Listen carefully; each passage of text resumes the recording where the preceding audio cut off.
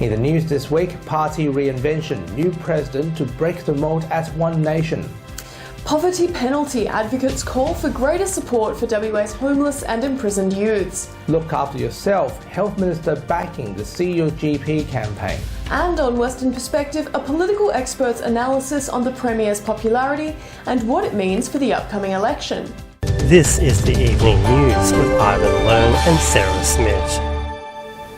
Good evening. With the election less than a year away, One Nation WA has changed its strategy with the appointment of a new Labor Party president, Rod Kattis.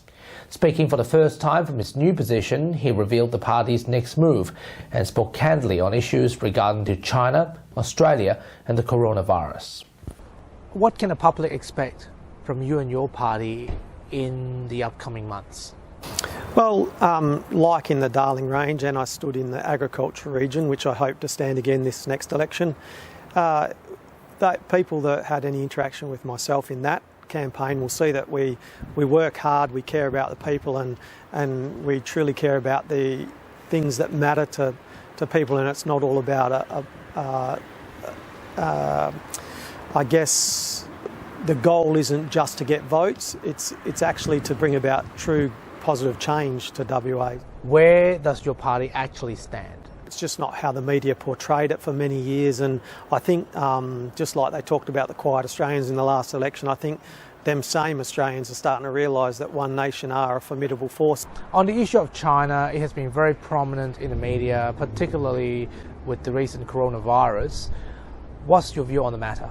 People should never target certain people for their race, so I don't think we should be out there attacking verbally or physically or any way.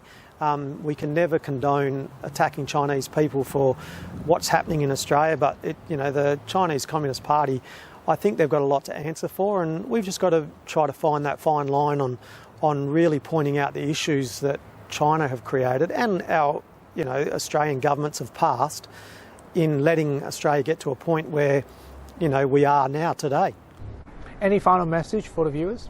Don't write One Nation off in the future of really having a big go at this next state election. I think we're going to really show WA that we are a strong force in WA. They've seen what we've been doing in Parliament the last few years, and we'll continue to do that if we get more people elected. A homelessness advocate is calling for greater support than ever to turn around the lives of young people being released from prison. Jerry Georgatos is demanding massive social investment, assertive outreach and radical empathy as the key to keeping people out of prison and in housing. Helene Fung reports.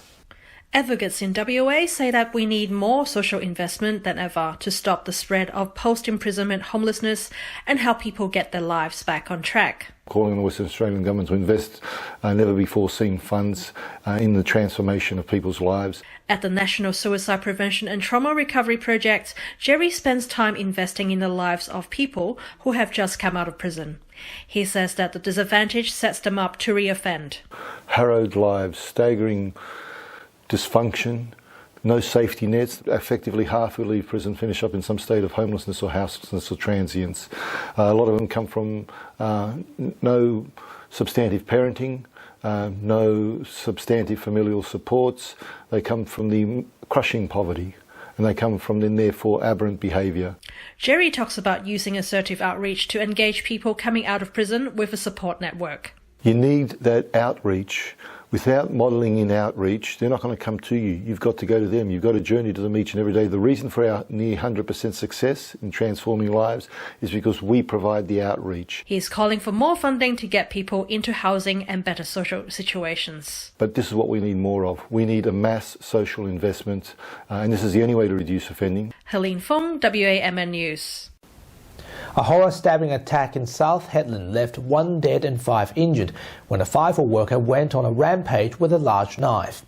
Police Commissioner Chris Dawson said after tasers failed to stop the alleged perpetrator, he was shot by police and died on the scene. As many as 60 people witnessed the attack. One 37-year-old man and a young mother with an infant were among those injured during the stabbing rampage. Police say the incident is not terror-related and investigations are underway. when the two police confronted the man with a knife, one of the sergeants narrowly escaped injury in a physical confrontation. Tasers had been deployed. The other officer ultimately made a decision and a firearm was discharged. A drop in GP visits has doctors concerned and calling on the public to take care of their health. Health Minister Roger Cook has backed the Primary Health Alliance's See Your GP campaign by visiting a GP clinic at a media event this week. He says that people can be confident that they won't catch COVID-19 in a GP's office. Clinic, you might see a few changes. You might see staff wearing masks. You might see a bit more perspex screening and things of that nature. But this is about keeping you safe.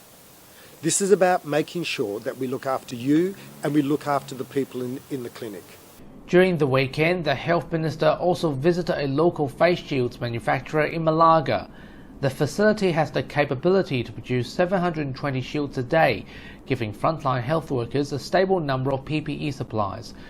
The production was made possible with 3D printing technology and locally produced materials. It's been revealed that passengers using buses and trains in the metro area has jumped by around 24,000 travellers on an average day. The state government says it's a boost to the network's usage as more and more Western Australians are getting back to work in the city. We're averaging about 33,000 passengers a day, and we increased by 24,000 yesterday. And that's predominantly people going back to work, but also, of course, the school bus network. And what we've seen is a bigger jump on our bus network than our train network.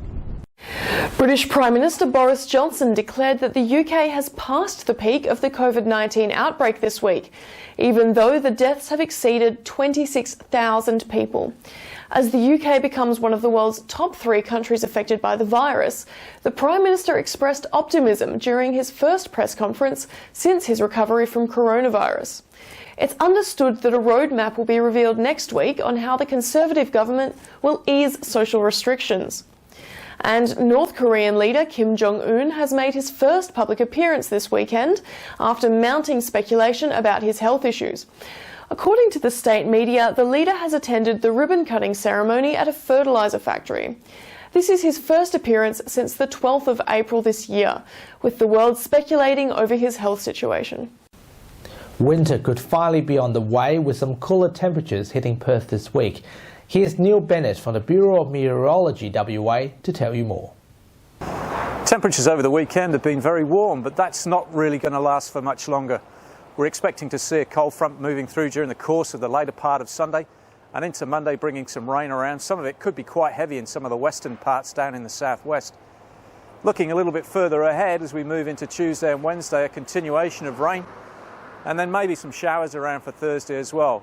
The daytime temperatures, they're going to drop down to the low 20s, but the overnight temperatures will be much warmer than we saw at the end of last week. And that's our weekly news and current affairs. We have the latest news on our website and social media pages. Until next Sunday after 5:30, look after yourself, stay at home and have a pleasant evening. Take care.